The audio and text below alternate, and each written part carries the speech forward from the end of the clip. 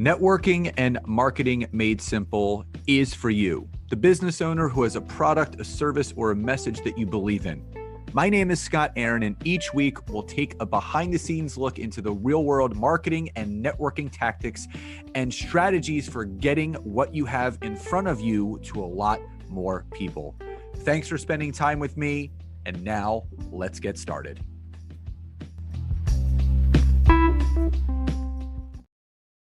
Hey everybody, welcome back to another episode of Networking and Marketing Made Simple. Super excited for today's episode for a number of reasons. Number one, obviously it's another interview episode, and I know all of you love hearing the stories, the journeys that all of my guests have had to go through. But I really am excited about talking to the individual I have for you today, Kara Payton, because, understanding how the subconscious works. And I think mindset is an area of business and in life, not necessarily it's untapped, but once you can harness the power of your subconscious and how you can rewire and reprogram yourself, you'll be amazed at what you can accomplish. And Kara is an author. She's a motivational speaker, authenticity strategist, and subconscious reprogramming expert. She's in the top 10% ranked podcast host with 5 years of experience in the event production and volunteer team building for Tony Robbins and so much more. I don't want to give away all the juicy details because I want to talk about it in this episode. So Kara, welcome to today's episode. Thank you, Scott. Super excited to be here. So let's jump right in. So before we talk about all of the stuff that you're doing in the subconscious reprogramming space, I always love knowing, and my listeners do as well, is kind of like the story behind the story. So if you could rewind the tape and go back into a point in your journey, we call it the aha moment or the light bulb moment. What was that moment for Kara where she realized, you know what, I have something here. I need to lean into this and I need to go down this path that I'm on. And it's kind of led you to where you are right now. Oh gosh. It's funny when people talk about aha moments. I've had so many that I feel like there's not one destructure that my life has ever faced. I've come to multiple levels where, because the contrast of who I was in that moment and where I want to go has always been so vast. I'm in the middle of a contrast right now where I've been privy to a version of myself that I am not. And I don't really ever get these small gaps between, oh, this is another level. It's something I just need to traverse the next 3 months and I'll have attained it. It's always a 2 to 5 year out vision of myself. And this person always knocks me on my heels. So multiple iterations of aha moments in my life where I kind of come to grips with, I don't want to be who I am right now. Oh my gosh, I really don't want to be. I don't like what I assume others' experiences of me are. And the first one that I can think of was just realizing, I had the big house, the big car, the fancy job, I was a pivotal member of my society. I'm volunteering. I'm feeling great. I have been married for, 10 years at this point, and I have my life figured out. Well, the most dangerous thing you can ever do as a person is claim that you have your life figured out. Because that is just when the universe tends to go, okay, hold my beer. So I walked into my house and I had such a disjointed feeling that when I walked in my front door, I felt like I was walking in someone else's house. I could recognize it and see it intellectually that this is my house. None of these things are unfamiliar territory, but I was so out of my body that it was palpable how uncomfortable I felt. And I remember panicking because there was no other stone to overturn. There was no other box to check. There was nothing else to do to kind of fill that hole. And I had been working for years to get to where I was. But in that moment, I realized that the fulfillment wasn't there. And it was the first moment that I experienced absolute panic that, oh my gosh, I don't have anything else to do. And I'm on the top, I'm on the summit, and this isn't what I wanted. This isn't what I planned out. So my first kind of call to the universe was just, oh my God, if this is all that there is to life, can I please just be happy with something for once? Because I'm very unfulfilled and this is where I thought I would be and be fulfilled. So help me out. If there's something else to this, break me open and show me what I'm missing. That was the first one about 2015, I want to say, but then multiple moments alone in a bathtub, praying to the universe, getting mad at God, anything that you want to say. There's been several, probably every other year I go through another one. There's a couple things that you talked about, and the pinnacle or the peak, and something that my wife and I truly believe in, because people ask us, how do you guys continue to, grow, scale, and build your business and your company year in, year out? Is because we understand completely that the peak of one mountain is the valley of the next. So you're never really at the top. You may achieve certain things, but then it's like, okay, you look up and there's another mountain to climb.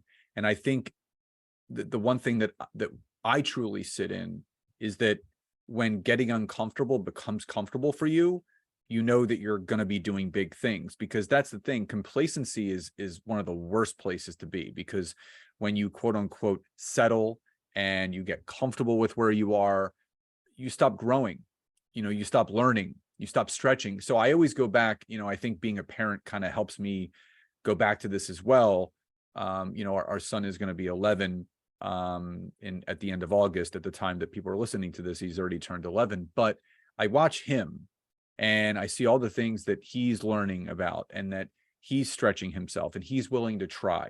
He did summer camp this summer, and he tried all these new things. He tried archery, and he tried all the rock climbing and all this stuff, and there's no fear around it. It's like, okay, let me grab this bow and arrow and let me shoot at the target. And it really, when you realize that we're just grown kids and we allow, at certain points, the 6 inches between our ears, we allow that space to dictate what we will or won't do. That's when you kind of go down that slippery slope of not achieving certain things and really questioning your life and the journey that you're on.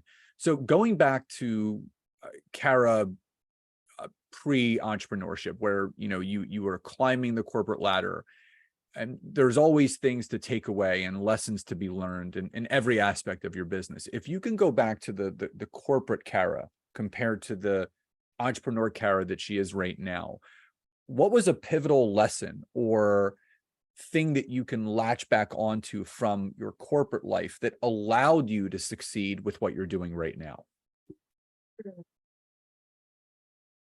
That's a good one. And I think it probably goes back to what you said with comfortability and uncomfortability. I have always been uncomfortable with what many settle for, many find completely acceptable. I get viscerally uncomfortable with.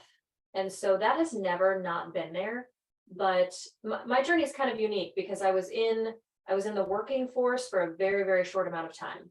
And then immediately after, I became very, very, very aware that I was sacrificing my time and my life for peanuts. It wasn't what I was trading time for money, and it was never going to be worth it. And one day that became very, very obvious. I only had one son at the time, and I found out he was being abused in his daycare center. And so I'm trading 12 to 14-hour days to have somebody else care for my son, and they weren't even caring for my son.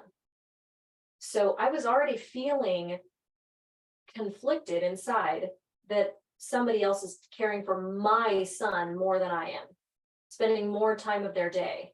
And I would come home and I'm basically a roommate with him, and I'm taking care of him, putting him to bed so we can start this all up. And I was like, there has to be a better way. And that constant iteration of that fact, there has to be a better way. There has to be a better way, has always rung true. So, I immediately quit my job, had no idea what I was going to do. I just knew that boat had sailed. I was never going to work for somebody else ever again, whatever it meant, whether I'm, this was 20 years ago. So whether it was selling Tupperware or Mary Kay or whatever was popular back then, I knew that was going to be superior to trading time for money to have my family outsourced. Essentially, there's a lot of things you can outsource that I would absolutely suggest you outsource. Caring for your home and your family, not one of them.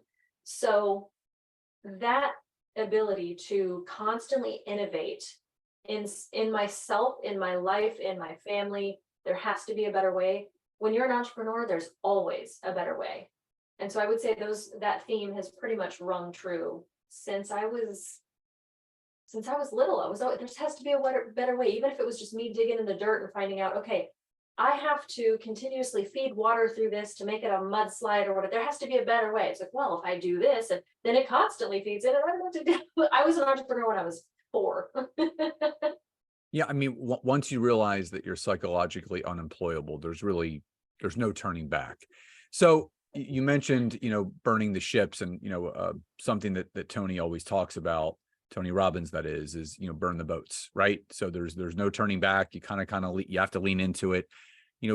Being with him and spending that time with him for 5+ years, what were the big lessons or the big thing that you learned working so closely with him, with his events and everything else, that allowed you to not only understand the power of what was inside of you, but really starting to tap into this subconscious power that we all have, that's then allowed you to teach it to others? 100% the environment. Your energy creates your outcome, but there's things that create the kind of energy that you'll have, or influence the energy that you will have, or lack thereof. And your environment and proximity to,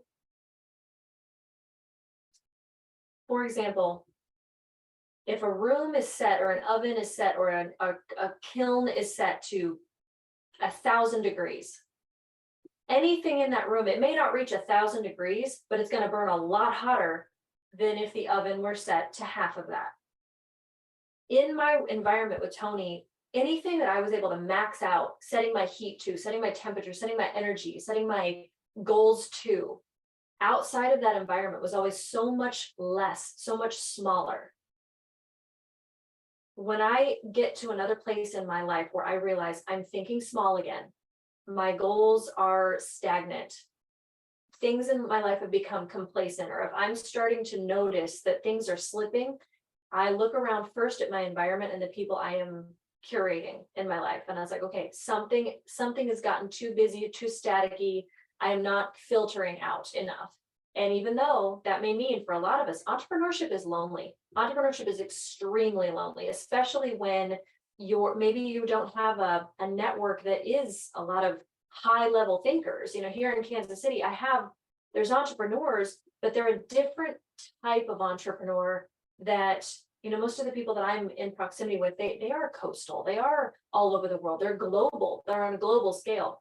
Here in the Midwest, it's harder, it's not impossible, but it's harder to find somebody who thinks on a global scale, something that's just that big. And when you want to make an impact in the world, you can't have people that only want to make an impact in their home, or an impact in their community or their neighborhood. And so filtering out people that don't think better, not the same, but better than I am, my good friend Ken Jocelyn says, get in a room where people think bigger than you do. And I'm constantly struggling and volleying for rooms where people are thinking bigger than I am. And I'd rather be in a room with myself than in a room with people who think smaller. And so that was probably the biggest overriding lesson that I took away, is I became such an intense, passionate, driven person in those rooms. And when I'm out of them, I fall. Tony also always used to say, we don't do what we want, we do what we must. We don't do what we can, we do what we must. And we will always fall to the level of our musts rather than our wants. Our standards, the bottom line, is where we will always hover. And so if you want to raise your standard, that is the only time when something is actually going to improve in your life. It's like a rising tide levels all boats, or a rising tide, raises all boats, I don't know. And that's definitely, probably, if I had to take away one theme all of my years touring with Tony, it would be that, for sure. Environment. Yeah. And his documentary, I Am Not Your Guru, which came out a number of years ago, which was, it was a really good behind the scenes of what actually goes into it. Obviously, he still has all his events, but I really love that aspect. And I forget if it was Les Brown or Robin Sharma that said, if you end up becoming the smartest one in the room, it's time to find a new room or a new circle You're in the wrong to run room. with. Yeah, and again, it's now, I don't want people to misconstrue that message. What Kara and I are saying is, don't defriend your friends, and don't, annex your family. Your family is your family, your friends are your friend. But when you talk about, people that inspire you, motivate you, push you, you want to put yourself into a room or in a space where you're getting stretched by other people, by what they're doing. And that's why, masterminds are great, group coaching programs are great, working with a coach is great. So when we talk about subconscious programming, in respect, because a lot of business professionals, coaches, and consultants listen to this podcast, and a lot of people are struggling right now. I'm just going to say it. The social media has become very, saturated with a lot of people pitching and selling, and people are falling for some of the poor marketing tactics that are going out there. And unfortunately, there's a lot of entrepreneurs that are, quitting what they're doing to go back to a regular 9 to 5 because they feel that there's safety and security in that. And again, for some people there is, but for a lot of those other entrepreneurs, there's still that feeling in the pit of their stomach that something is missing. Like they should not be doing what they're doing. They know they have something that's worthy for other people's to have, and it's needed in the marketplace or the space that they're in. But again, that 6 inches between their ears is really, really hurting them. Talk a little bit about subconscious programming for those that may not know what it is. And once it is harnessed or mastered, and more so applied to maybe some bottlenecks or area of struggle in people's lives and businesses, what can actually happen? That is such a good question. And I do want to back up just a tad to reinforce what you just said about not defriending your friends and disassociating with your family. That's absolutely the case. I want to make one discernment that I did not make when I was saying that, is that it's the output and the input factor. Your output, absolutely, keep feeding your friends, keep feeding your family, love on them, support them, fan their flames, encourage them, give them the energy that rewards the behavior and the type of person that you know that they can be, and remove energy when they are stuck in a story, when they're being disempowering to themselves, or when it just feed the energy to give them the reward, that dopamine drip of what, like, oh, this type of person is what garners more connection with this. As far as your input though, that's the discernment I wanted to make. Who speaks into you? What energy you allow into your force? That input, that has to be filtered and curated.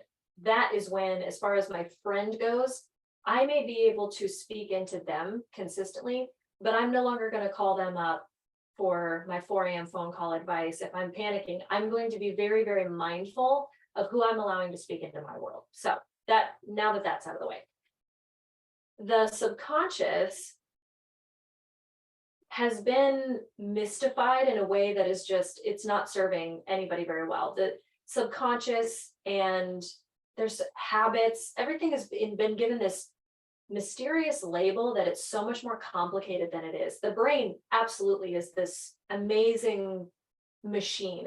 But it is a machine. All machines have a reason for doing anything in operations. There's things that are just very structured that we can know about the brain. And ultimately, without all getting into everything from neuroscience all the way down to basic synapses and all that, it can be boiled down into, it is a computer.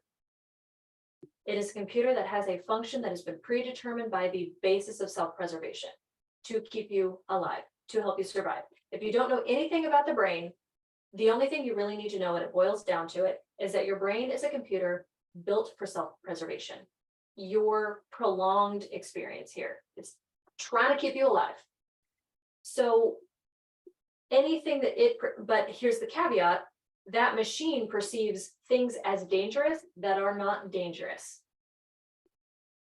That discernment is a decision you make in your prefrontal cortex. So there's a terminology, basically just your higher executive function. You have 2 basic parts of the brain. We'll call it, for the sake of just pure comprehension, a better part of you and a fearful part of you, a higher part of you and a lizard part of you, a human part of you and an animal part of you. The human part of you can make a decision. That's actually not dangerous. I'm not going to get killed if I take this financial risk. I'm not going to, at the end of the day, even if this fails or tanks, if I go up on stage and I blow this public speaking engagement to pieces, I'm not going to die. So there's no reason for me to feel this utter, complete survival panic throughout my entire system. That higher executive function can speak to the lizard that's going, I can't go on stage. I can't go. What are you talking about? Go on stage? I've never been on stage. What are you talking about? I'm gonna get cast aside with pitchforks, and they're not going to do that. But your brain would have you believe otherwise to keep you from walking on that stage. The subconscious, essentially, to tap into it, we first need to maybe unpack a little bit of what the conscious is. Our conscious awareness, our conscious mind are things that we are aware of. It is things that I can identify. If I have a fear of public speaking, then I am consciously aware that with public speaking, I turn into a different person to try and avoid it. The subconscious mind is the things that are kind of the lumps under the rug that we're not necessarily privy to. It's things that barrier us, get in our way, self-sabotage, procrastination, all that stuff that we're not necessarily we can't be aware of it, so we can't be vigilant to change anything about it. Questions, really, really, really well-placed questions. But first, just a question of why this is where it is, how this has gotten to be the way it is. What about this is actually true? What about this is a true take and not some sort of story that my mind has built up about it? Once I plant one question, my brain is automatically going to answer it. So the caveat with the questions is they have to be decent questions. They have to be questions that you would absolutely want the answer to. What is wrong with me? Terrible question. Your brain is going to start answering what is wrong with you. It's going to start giving you reasons for what is wrong with you. Well, this and this, this, this, and this, and this, and this. And then that's when you get into these limiting beliefs, we'll say. Limiting beliefs don't limit you. If you can choose something other than when it starts to present itself, that's not a limiting belief. It's a story that you've chosen to actively participate in. The subconscious just basically unseats the story. Okay, instead of a question of what is wrong with me, how about why am I not seeing the results that I would like to see? Back up beyond that. What's a better question than that? What is a better question than that? What is a better question than that? Getting curious, asking why, as many levels as you possibly can. And so ultimately, what we're going to discover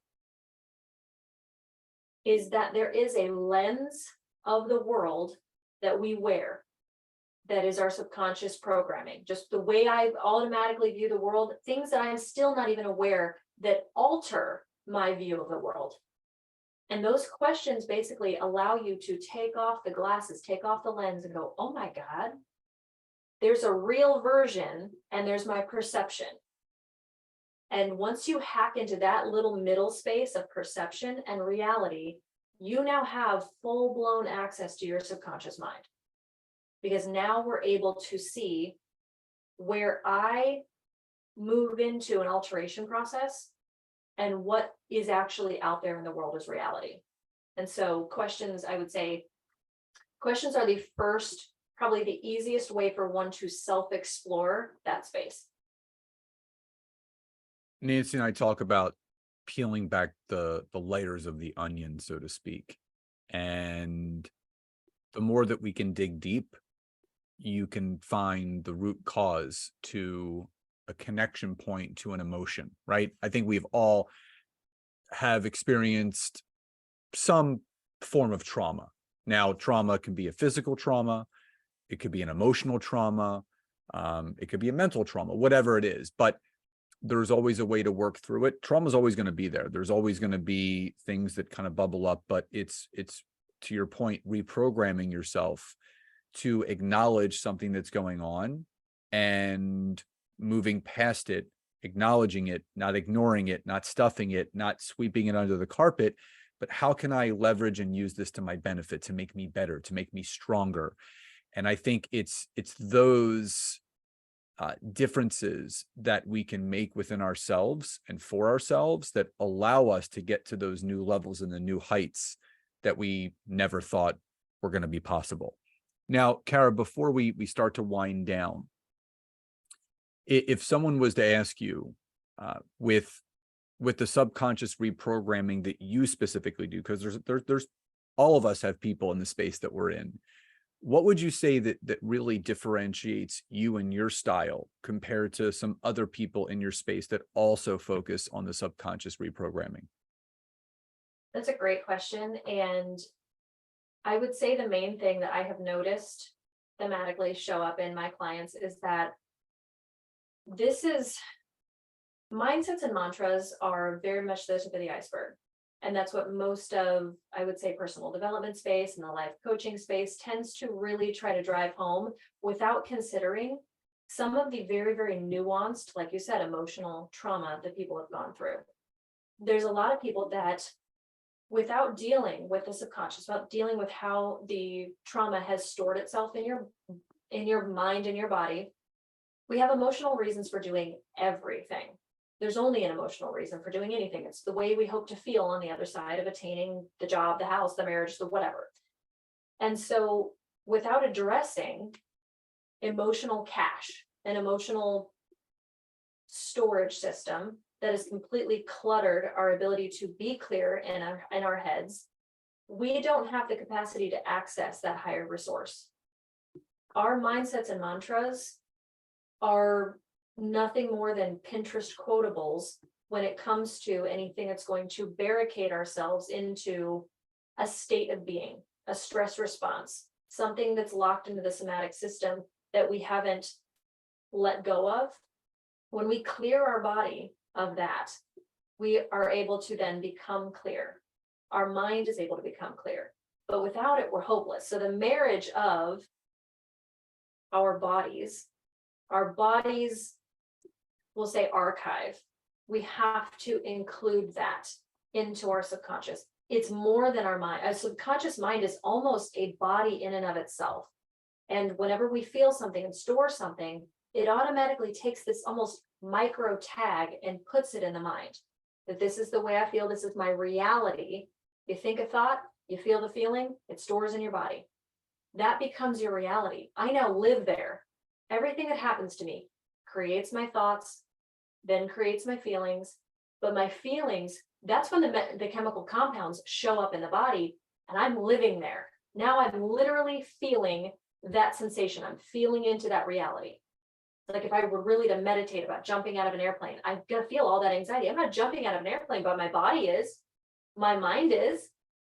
That's why people have horrible anxiety. Will Smith told a wonderful story about skydiving his first time. He was like, for 2 days prior, I had been jumping out of a plane multiple times, and I only did it once. And I was worried about nothing. He just said it was bliss. So I pair all of the things that need to happen in the mind to get you right with a very, very authentic, deep dive approach that is made for self-referencing, self-exploration, and self-autonomy. You have to be able to gain personal freedom and confidence that is not outsourced to a coach, to a therapist, to a guru, to a pastor. You have to be able to be self-sufficient. At the end of a 3-month coaching program or something, if you're just still dependent on the coach to answer your questions, you haven't been doing your work. So pairing that with what has gotten in your way up to the point, the glass ceiling, what is stored within you, that creates your old identity has to be bypassed. It has to, you absolutely have to go in there first. So the first step to our coaching, the things that I do with people is I try to, let's wiggle free of your literal old self. Let's find out what that is, how that needs to be integrated, and then let's create a new mind and a new life. Well, I think, again, something that you touched on, Nancy and I were listening to a podcast, and the problem right now is not an information or knowledge problem. It's an application problem, meaning, to your point, people need to apply what they're learning. You need to, like, if you're being coached, if you're being consulted with, if you're investing in something, Kara, for example, you need to apply the strategies and methodologies of what you're being taught to actually see a result. If you're not applying, you're not doing the work and you're not going to see a change. Now, before I get to my final question, first off, incredible knowledge. Love this episode. I cannot wait for people to listen to this on repeat. If people are really interested in the subconscious reprogramming that you focus on with your coaching, what's the best way for people to find out about you, your coaching? Obviously, they can also listen to the Happiness Habit podcast on iTunes, but if they wanted to get in touch with you directly, what's the best way for people to do so?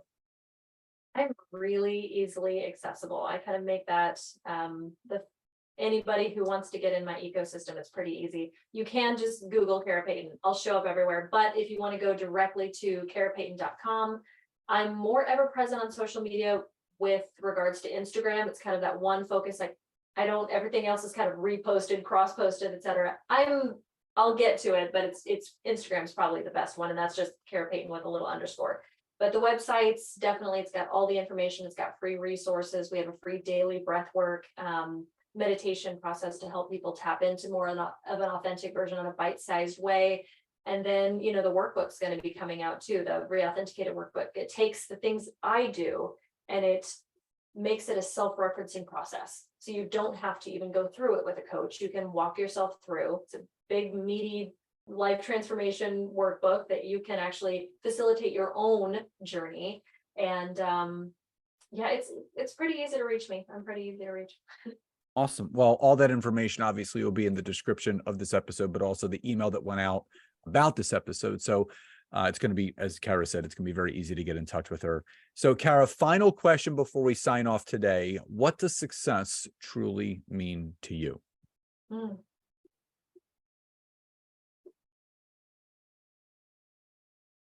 I have an interesting relationship with that word. It's redefined itself multiple times, but I think over the last couple of years, I have really found a resolution in what that word means to me.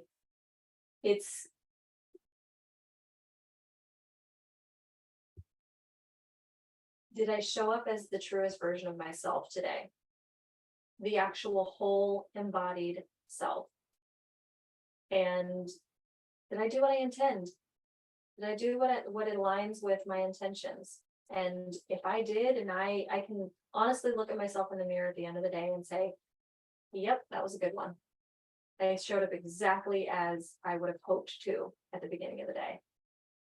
I would say it's small little deposits into that ideal self. I just want to reiterate everything that Kara said had nothing to do with money. And this is something I'm heading towards 520 episodes of this podcast since I've had it. And I've interviewed well over 200 people, if not more. Not one of them has mentioned money has to do with success. Money is the side effect and the result of the impact that we have on those around us. They go hand in hand. So with that, Kara, thank you so much for being here today. I really wish everyone that is listening to this takes advantage of everything that you offer, whether it's just getting into your ecosystem within your podcast, your website, your social, because I know it's going to help so many people. So thank you again so much for being here today. Thanks for having me. So again, everyone, as always, wherever you're listening to this to and from, please subscribe, leave some comments, let us know what you want to hear more of or less of, or in particular, what you loved most about this episode. So everyone, please enjoy the rest of your days, and I'll talk to you next time.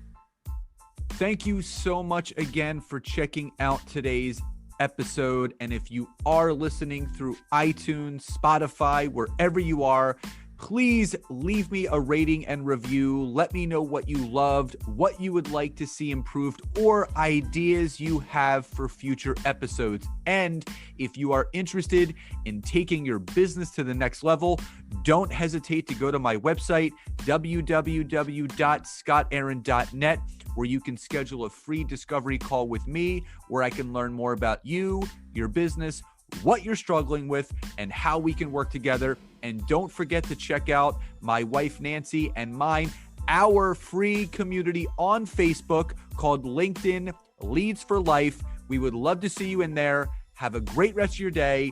And thank you everyone for your support. Grateful for each and every one of you.